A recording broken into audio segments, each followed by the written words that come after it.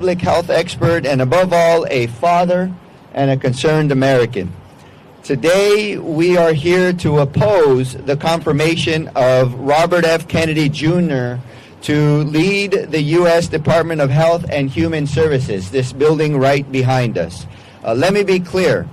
Robert F. Kennedy Jr.'s beliefs are a threat to public health and jeopardize the lives of millions of Americans.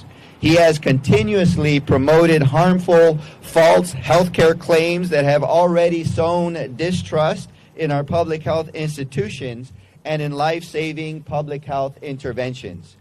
As doctors, we all know firsthand the devastating impact that misinformation can have.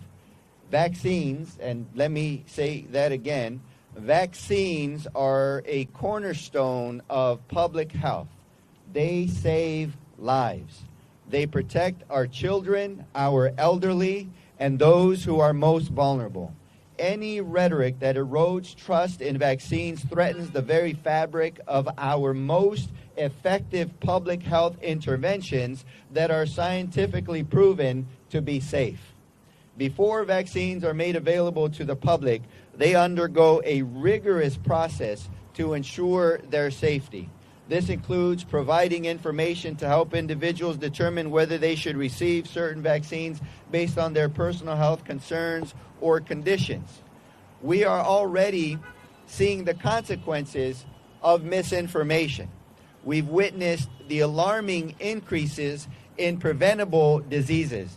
Measles outbreaks are on the rise. Polio is making a dangerous comeback, and whooping cough has increased fivefold. These are not hypothetical concerns. They are real, and they are happening now to real people. If Robert F. Kennedy Jr. were to lead the Department of Health and Human Services, I fear these alarming trends will only escalate.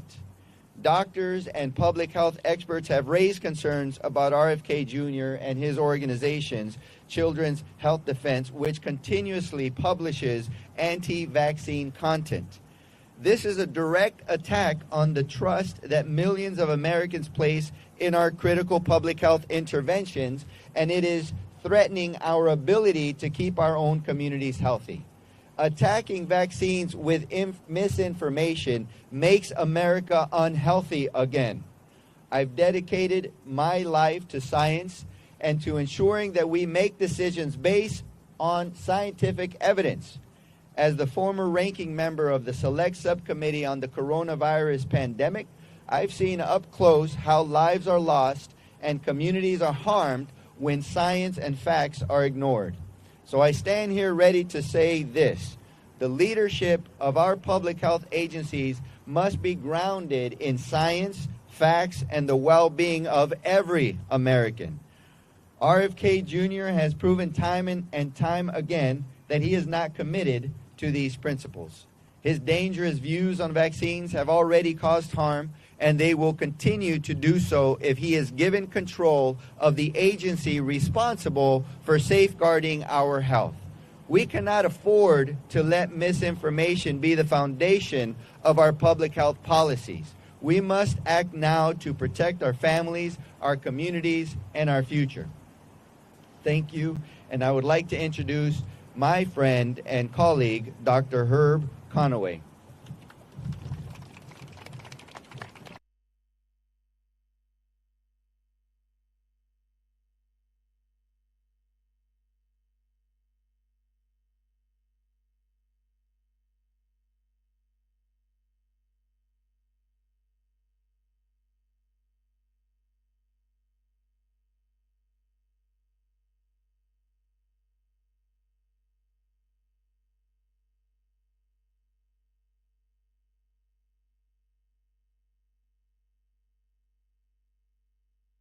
The government to end their MMR vaccine, the vaccine against measles, mumps, and rubella. And the result was that 83 children, mostly children, died. Now, he needs to answer for that. In my view, he has blood on his hands. And it was only when the public health system responded and vaccinated 36,000 people on that island the spread of that potentially preventable disease and potentially deadly disease was halted on that island. Misinformation is very dangerous to public health. I work in public health. It was one of my jobs before coming here to the Congress. I entered life in a public health department at the time that COVID was coming forward.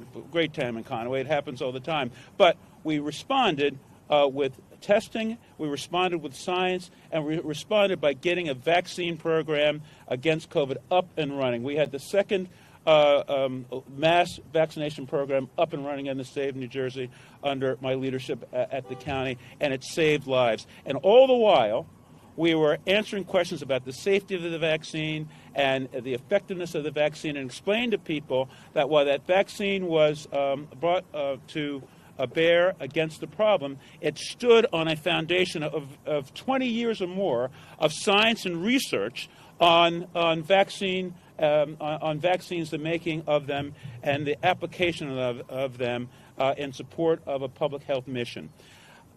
Information provided to the public that's science-based allows individuals to make decisions about their lives and their health care. And when they are lied to, when people spread false information about those vaccines, people then become vaccine hesitant. That means they delay the vaccines of their child. That means we have outbreaks of measles and the return of polio, where we had just about eliminated it. We can't have an irresponsible person like that who is prepared to spread falsehoods and misinformation, leading what should be the leading, and is, the leading healthcare agency in the world. We're seeing now an attack against the CDC and the scientists there. They're getting a pink slip here very shortly. What will that do to public health? So he needs to, our senators in the responsibility to confirm the heads of these major institutions, they need to do their job. They need to stand fast. They need to say no to RFK Jr.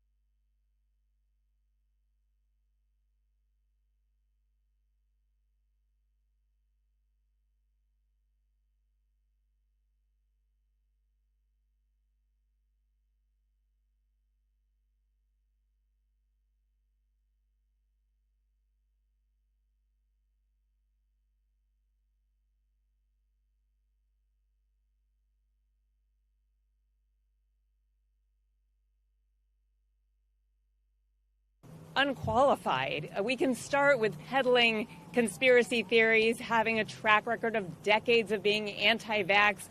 We can talk about a lack of experience and no medical background and not respecting science or scientists. But I will tell you, as a pediatrician, his stance and continued questioning of the safety of vaccines that have been proven time and again to be safe and effective is so destructive to public health in this country. We've already seen measles outbreaks. We have several counties in Washington state right now with pertussis or whooping cough outbreaks. I've taken care of kids with both of these, and they are miserable. And in the case of pertussis, when a small baby gets this, they just stop breathing. And when adults get this, they cough for 6 weeks to the point where they are breaking ribs. And we cannot afford to have these infectious diseases come back. Kids will die if he is in this position. He continues to sow doubt and question safety of vaccines. If parents get worried and hesitant, and some of those parents choose to not vaccinate their children, who will then go to school with your children and potentially see their grandparents and get them sick. This is not an either-or proposition. We can have a Secretary of Health and Human Services who looks into food, wants healthy food, clean water, getting the additives out of what we eat, and brings us back to eating closer to the earth, and who will not undermine all of the progress that we have made in combating these vaccine-preventable diseases. We cannot afford to let measles come back, to let polio come back, and they will when vaccination rates drop. So I will continue to encourage the senators to please do the right thing. Do not let kids die. Do not let their grandparents die, and vote down this nomination of RFK Jr. Thank you. I am so pleased now to introduce my colleague, Representative George Whitesides from California. Hey,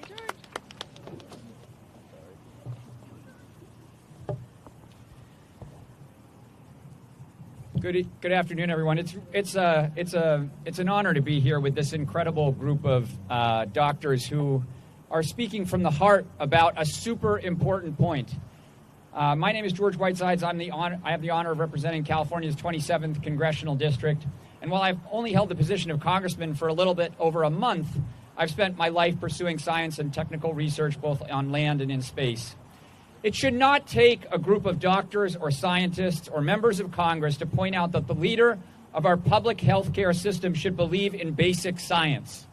I join my many constituents who have reached out to share their concerns about RFK Jr. and express their extreme disappointment and fear over the slew of unqualified nominees we've seen over the past 2 weeks.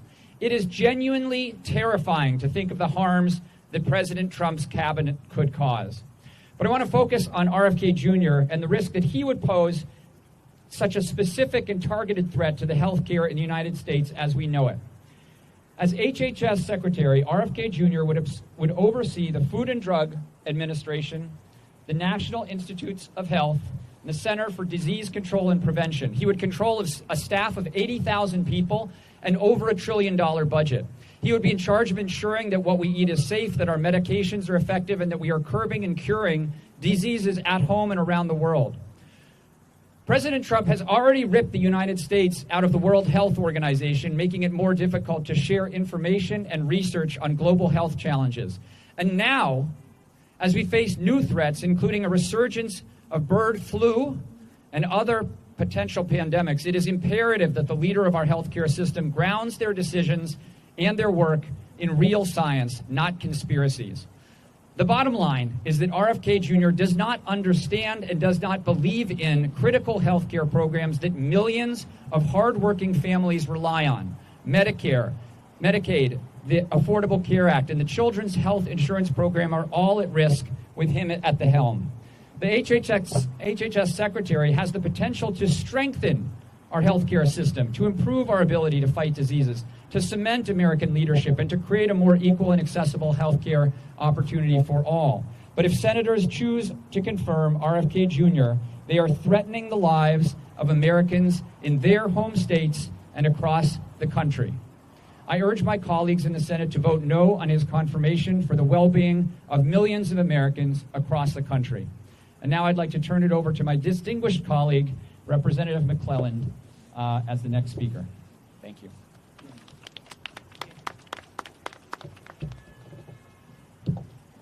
Good afternoon. I am not a doctor. I am not a scientist. I'm a mother. I am a mother who nearly died giving birth to my daughter. I am a daughter who, as part of the sandwich generation, had to help care for, and watch two elderly parents pass on. I have seen the entire continuum of healthcare policy after nearly 20 years in elective office, first as a state legislator and now as a member of Congress. And we have worked too hard to eradicate disparities in healthcare that cause women, black women, to be 3 times more likely to die in childbirth, and black men to be more likely to die of cancer. We have worked too hard to overcome nearly a century of racist tropes in healthcare that said black people felt pain differently. We've worked too hard to address these disparities, to now have as the head of our healthcare system a man who has claimed we should not give black people the same vaccine schedule as is given to whites because their immune system is better than ours. Or who has said, if you are trying to immunize a white person, you need to give a certain amount of the measles virus to them, and for a black person, they'll get the same immune response if they get half that amount. Are you kidding me? We have disparities in our healthcare system not because of fake genetic differences, but because the impact of over 300 years of slavery and Jim Crow put some communities out of reach of quality health care while others got the best. Because over 300 years of slavery and Jim Crow did not go away with the wave of a magic wand when the Civil Rights Act passed. And we had communities, black communities, that were literally cut off from healthy food, from jobs, from transportation, and quality health care by highways that cut their neighborhoods off and poured pollution into their neighborhoods. We have worked too hard to make sure that the Medicaid system, the Medicare system, the private health insurance system are not leaving any community behind. And we've certainly worked too hard for a man to profit off of the name of someone who would be appalled by some of the things that he is doing today. I'm not going to repeat all of the reasons my colleagues have said that this man, I can't even say his name, should not be the next Secretary of Health and Human Services. I am here on behalf of my daughter and my son, my parents, my grandparents, and my great-grandparents to say we will not continue to fight these fights, but if this man is in office, we will roll back decades of progress, and that's why the Senate must say no. It is now my pleasure to introduce my colleague from Hawaii, Jill Takuda. Aloha, everyone. You know, I think it's fitting, actually, that we're having this press conference right here on these grounds, because literally every step you take, you feel like the next one is going to be a fall. And that's exactly the moment we are in right now. We are here to call on our Senate colleagues to find the courage in themselves to do the right thing. I am not a doctor. But I have been the beneficiary, time and time again, as Jen said, of doctors who actually took the Hippocratic Oath, who believe it, who live it, who serve in Congress and fight for it. This is a man who is the antithesis, the absolute opposite of the Hippocratic Oath. He does harm. He is harmful. And as we have seen in the messages today, when healthcare lacks leadership, when all we have is lies, people die. People die. When I was in the Hawaii State Senate, I served with Governor Josh Green. And as you know, he was one of the doctors who went to Samoa.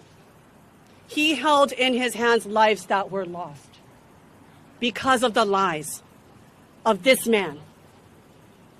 We cannot have this be part of our American history. It cannot be a part of our Health and Human Services Department. I passed laws to align Hawaii's vaccination standard for our children, for our keiki, with federal standards. Why? Because that was and must continue to be the gold standard. With this man in charge, all we will see is lies. People will die. So I humbly ask my Senate colleagues to take a moment, turn around and look in your own homes. Look at your loved ones, look at your children, look at your grandparents, your spouses, your constituents, and ask yourselves in good conscience, can you take a Hippocratic oath, do no harm, and vote for this liar? The answer is clear. We have a choice, people. The Senate must not confirm this man to lead us in a place that would only result in death. Thank you to all of my colleagues for being brave, for taking that oath and living it and meaning it and fighting for it in Congress. And we're here to tell you that our advocacy, our pushback will not stop no matter what happens. Mahalo. Thank you. Thank you. And as you've heard from doctors, scientists, mothers, legislatures, problem solvers, concerned citizens, we oppose the confirmation of RFK Jr. for the myriad of reasons. The most important is that it will lead to more unnecessary deaths from infections that could have been prevented from vaccines. And with that, I want to thank you all for your attendance. I want to thank the press that's here and those that are watching live through our live stream. Thank you very much.